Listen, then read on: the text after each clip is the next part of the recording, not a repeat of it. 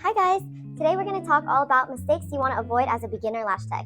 So first we're going to start off with the setup. The setup is super important, and we always say that a good setup is going to set you up for a successful set. So with the setup, we like to do gel pad and tape as we mentioned before. This is really easy to kind of mess up when you're first starting out if you don't know what you're looking for when you're doing the setup. So when you put down the gel pad, you want to make sure that you're holding down the natural lashes but not on the waterline. It's best if you ask the client to usually look up. When they look up, you can go ahead and place it down. Again, you just want to lay the natural lashes down, but you don't want to get up on that waterline. This is really just to kind of hold it down just like that. As you can see, it's below the waterline and not on it. If you put it on the waterline, it might be really irritating for them throughout the set, causing them to like tear up, or it might hurt a little bit. So make sure you're below the waterline. Same thing with tape. If you are going to use tape, you also don't want to be on the waterline. So we'll go ahead and show you maybe what's a little too close. See how I'm placing it right here and it's on that waterline. When she closes her eyes, that might poke into her eyes and it might be a little bit annoying. So what you want to do is still hold the bottom lashes down, but right under that waterline, just like that. So that all the bottom lashes are held down and none are going to pop out. If you see any hairs popping out, what can happen is it's going to get stuck to the top of the lashes and it might get glued together. So then that's what happens when at the end of your set, your client's trying to open their eyes and it's stuck. That's totally fine if that happens when you first start. It happens to a lot of beginners. What you can do is we like to go in with the tweezer and we'll just kind of go in and pop it out like that. It can be a little bit painful. That's why you want to try to avoid it best you can. So keep the setup below the waterline, not on the waterline, and then make sure that none of the bottom lashes are poking out. And if you do see any bottom lashes poking out, you can always just keep adding on tape, especially with this middle section, because usually people have the longest and most lashes there. You can add another tape like that, but you want to make sure, again, it's a nice and clean surface right here. I'll show you guys again real quick. Again, right under it, just to hold down the bottom lashes. And then we like to use tape to really secure it down. You can just use gel pads, but we like to do it just to make sure that no bottom lashes are poking out at all. Just like that. And again, if you see maybe little ones popping out in the middle, go ahead and use another tape. It's a little close to the waterline, so I'm just going to go a little under. Then when they close their eyes, it shouldn't poke into their eye at all, and it should be really comfortable and not irritable at all. Just like that. Another thing that you want to avoid when you're a beginner is improper isolation. So we really stress this, but when you are starting out, you want to make sure that in between your isolation tweezer, you really only have one natural lash that you can see. So we'll go ahead and go in and maybe show you guys. A really good tip and trick about this when you're first starting out is go ahead and use your hands if you need. It's a really great way to be able to just isolate just that one. Tip you can use is using your grabbing or volume tweezer. You can flip it over and go and dig in. There's this one hair in between. You have enough space. See right there how the natural lashes are going to start coming in? That's what you don't want to do. So you really don't want to put down a fan or a classic lash if the hairs are starting to come in like this. You want to make sure you really have that one, just like that. And that you keep it isolated after you put the fan or lash on, because if you let go right away and all these lashes clutter back in, the glue might not be completely dried, so you're going to get these lashes and hairs all stuck together, and then that's what happens when we clump. It's very normal for beginners to clump. We all do it, and it's usually because we're using incorrect glue timing, which we'll talk about later, or we're just kind of letting go. As soon as you put it down, all the hairs come together and then they're glued together. If that's the case, that's okay. You can always, pull them apart. Again, it might hurt the client a little bit, but that's why we want to try to avoid that mistake as best we can. So always make sure that you just have that one hair, just like that. As you can see, you just have that one natural lash. So with placement, you want to make sure that you are putting anywhere from 0.5 to 1 millimeter from the lash line. So that's really tiny. If you don't know what a millimeter is on our isolation, that's this first line right here. So that's the furthest that you should be placing the fan or the classic lash onto the natural lash, is this much. Usually you actually want to aim for 0.5, which you can see right there is tiny. It's pretty close to that lash line, and that might be a little bit harder as a beginner. So placing 1 millimeter, which is this high up, is totally fine too. As you get more comfortable, you'll slowly be able to inch down without touching the lash line. So this is a safe distance, 1 millimeter, but maybe we'll try to find an outgrown one, kind of show you guys what maybe too high would be. So this one right here, this would be still 1 millimeter, so something this higher up, even though it is growing out on her because, when we placed it, it was original 0.5. But something if you place like this as a beginner when you first start out is totally fine too. This is around 1 millimeter out. So obviously something like this is way, way too high. So if you had just first placed this on, this is an outgrown, but if you had first placed it on this high, the fan is not going to last long on there. There's just not enough attachment space for it to stick on there. So something like this, if this happens, you kind of do want to go ahead and take it off and replace another fan or classic lash onto that lash. So again, make sure that you are getting close enough to the lash line, because if you're too high, they're not going to last and they're going to fall off. They need a lot of space to hold on to that natural lash. Again, when you're a beginner, it's okay if you're going a little higher up at 1 millimeter, because you really want to make sure the main thing that you want to avoid is gluing to the skin. So we're going to go ahead and put on this fan at around 0.5 of a millimeter, so half a millimeter. We're just going to inch in pretty close. Once you're there, tap her down the base, and then kind of just support and push her on there to lash wrap onto that natural lash, just like that. And this was pretty close. Again, we mentioned if you're starting out, 1 millimeter up is totally fine too. So 1 millimeter up would be just a little higher than this, but this would be a good example of a 0.5 placement. Okay, next up, which is another thing that you definitely want to make sure to avoid when you're a beginner lash tech, is skipping over your pre-treatments. So pre-treatments can look different for everyone. We always talk about how it's really up to your preference, but no matter what, you want to make sure that your clients are coming in and having fresh, clean lashes for you to work on. A great way to do that is to either lash wash them in the beginning and give them a whole lash bath. This is our shampoo. This is just our really popular strawberry shampoo that we have right here. These you guys can buy, and you guys can buy in bulk as well to use for your clients or to retail. And then we also have our primer. You can actually do both of these together, or you can do one or the other. Again, it's all up to preference and what you prefer. The primer is definitely going to be that extra step in really cleaning off those unwanted oils, proteins, and making sure the lash pH is perfect for you to get started. So having a good setup and having a good pre-treatment routine is just necessary for a successful set. Another huge factor that's going to come into play when you first start out is making sure that you know what glue works best for you.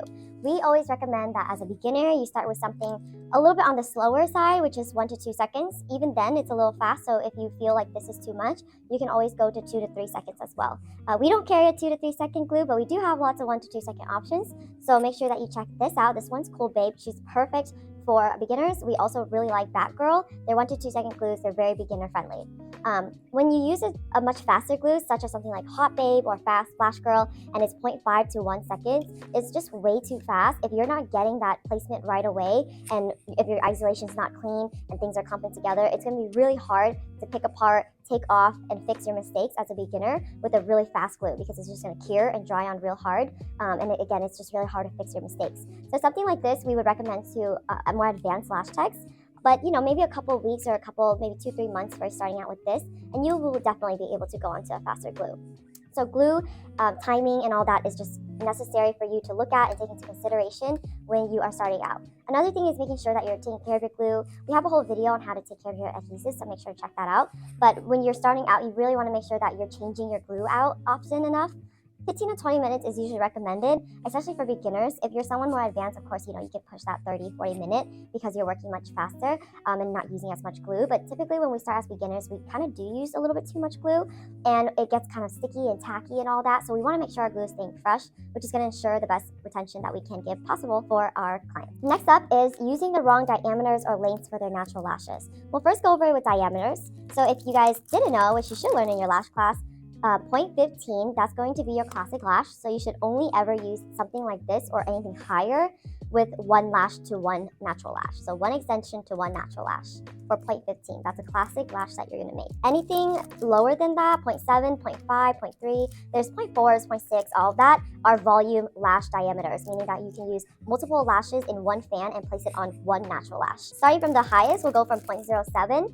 0.07 we love to recommend to beginners because it's just a little bit easier to grab and fan and really start learning your technique. But for 0.07, we really like to use these once you're used to it for natural volume sets. So something a little bit on the lighter side, but they still want that dark look. 0.07 is perfect. But 0.07, typically it depends on each tray, each brand that you use, but you can typically grab 3 to 5 lashes. You can also grab 2, but typically people will grab 3 to 5 fan lashes with 0.07. 0.05, these are great for volume sets.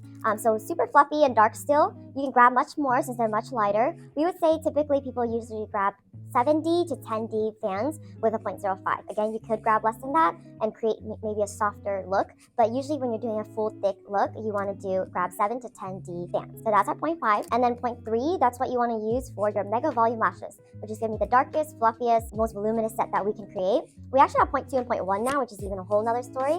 But with 0.3, that's going to be like your beginner mega volume diameter when you're first starting out. With this guy, you can grab up to 12 to 15D fans. So super, super big fans, and they still can sit on 1 natural lash because of how lightweight they are. So making sure that you're using the right diameter for those sets that you're creating is going to be such a key factor, because you don't want to be using, let's say, like a 0.15, something much heavier on a natural volume set, because if you grab multiple with these, it's going to damage the client's natural lashes, and it's going to hurt them too because of how heavy and maybe how much it does poke into their eye as well. So make sure you're using the correct diameter. Another thing is length.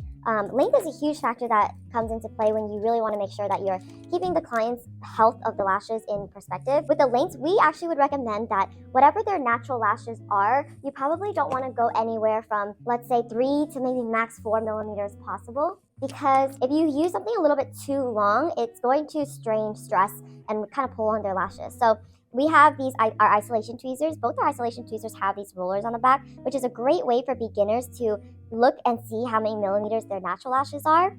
Obviously, when you're first starting out, you're not going to be able to look at someone's natural lashes and be able to tell exactly how many millimeters it is. So this ruler really helps. So let's say they have something like a 10 millimeter natural lash, then the max you want to go is maybe 13, 14 mm, which is up here, right? You don't want to go too crazy. Again, it's going to kind of depend on the thickness and health of their lash as well. You can always change depending on the natural lash state, but we would say the typical overall rule is don't go 3 to 4 millimeters higher than their natural lash. So definitely make sure you keep that into consideration, because we can damage natural lashes if we are straining them. Another mistake you want to avoid as a beginner lash tech is choosing the wrong map for their eye. So there are so many different styles, as you can tell. We have these lash map stickers that you can put on the gel pad so you can kind of map it out. But again, you can see so many different styles. We would say the most common, the ones that you're going to probably learn, is the cat eye, baby doll set, and a wispy set, which may be something like the Kim K or the feathered, right? Different names, same thing. So we'll kind of go over those. Every other one is kind of just a different variation of those three. So we'll go over the eye shapes that go with those shapes.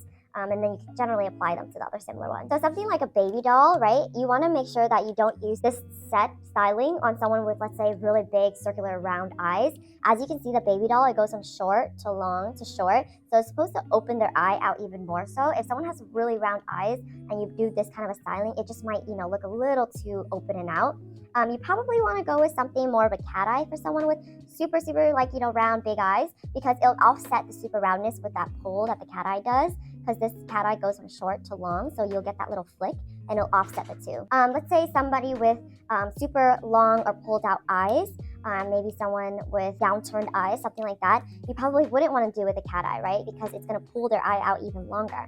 So if someone has pretty long, pulled out, downward shaped eyes, then you want to avoid this and maybe go for the baby doll, because you want it to open up their eye. That's cat eye, baby doll. Let's say for the wispy, to be quite honest, we think that wispy just looks great on all eye shapes. Wispy is really just having those longer sets or spikes or areas that you have, and then filling it in with the shorter ones. So we feel like it kind of looks good on all eye shapes. It's become definitely a super popular style. But yeah, so anyone could probably do something like feathered wispy, but with the cat eye and the baby doll, you kind of want to make sure that you're looking at their eye, being able to recommend them a good shape, and yeah, asking them what they prefer as well. Because at the end of the day, if they prefer a cat eye set, let's say, and their eyes are a little bit downturned, that's totally fine to give them that, because that's what they want. But yes, make sure that you are learning your styling, seeing what works best on their eye shape, and maybe writing it down so that you remember, because it's really a lot to think about when you first start out. So yes, styling is definitely mistakes that you want to avoid when you're first starting out. And then last but not least, we would say aftercare is so important. Just as much as the pre-treatment is important, and aftercare is so important. As a beginner lash techs, we would automatically recommend that you guys have some sort of shampoo or kit that you make for your clients. We always say it's a good way for you to make a little bit more revenue as well, but also just so that you have this to give to them, because they're going to need to get it anyways. We talked about our lash shampoo before, but we also have these really cool kits for you that are just pre-done. It has a foam wash in it. It has the brush in it to use with the foam wash. And then it also has a spoolie, which is protected in it as well. And it comes as a little kit. There's so many people that also just make their own kits. You can buy each of these items singularly on our website as well, and in bulk, and you can kind of make cute packaging and all that however you like. And we do have concentrates of different scents and all that you can use to make your kits super fun and super to your aesthetic. But definitely, even when you're first starting out, have something like this available for clients, because if they are not keeping their lashes clean, and if you're not recommending it and keeping them on track with it, then their lashes aren't going to last. It's going to be harder for you when they come in, because it might be dirtier, just more work overall for you. So you want to make sure that you are teaching your clients good, proper care, so that they're doing their part and you are as well. So definitely make sure that you don't skip over the aftercare knowledge and education that you need to give to your clients. that's kind of all of our kind of tips and tricks on avoiding really popular beginner mistakes. Again, if you make them, don't worry. We've all been there. We all make these mistakes too. And it's all just a very fun learning process when you're first starting out. But we're here to try to just make your job a little bit better. Hopefully you don't make the same mistakes we did. And yeah, we hope this helps. If you like this video, go ahead and like, comment, and subscribe. And let us know what else you want to see from us going forward. Thanks, guys. Bye.